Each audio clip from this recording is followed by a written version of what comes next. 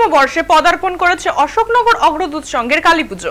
চলতি বছরে উত্তরাখণ্ডের একটি মন্দিরের অনুকরণে তৈরি হয়েছে তাদের মণ্ডপ।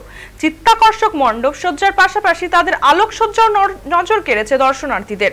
দূর দিগন্ত থেকে দর্শনার্থীরা ছুটে যাচ্ছেন তাদের এই পুজো মণ্ডপ দেখতে। এছাড়াও তাদের প্রতিমাতেও অভিনবত্বের ছোঁয়া রয়েছে, যা দর্শনার্থীদের কাছে বাড়তি আকর্ষণ বলে মনে করছেন পুজো উদ্যোক্তারা।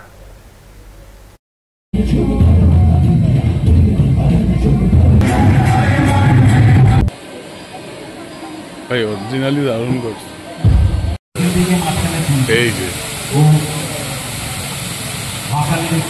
সতর্কতার সঙ্গে আপনার মোবাইল ফোনটি ব্যবহার করুন।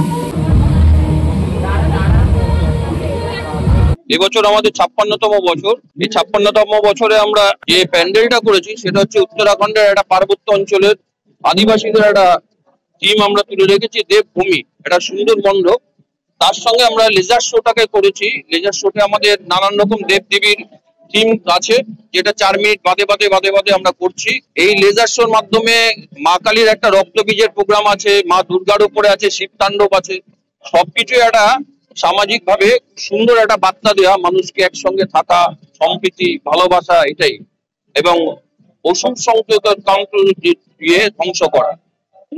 আমাদের এই 56তম বছরে যেমন প্যান্ডেল লাইটের সঙ্গে সঙ্গে আমাদের সামাজিক কাজকর্ম ছিল। তার মধ্যে আমাদের এবছরে ফাংশনও আছে। প্রত্যেক দিনই আমাদের নানান রকম অনুষ্ঠান স্টেজের মধ্যে হচ্ছে। বাচ্চাদের নিয়ে নানান রকম অনুষ্ঠান আমরা করে থাকি।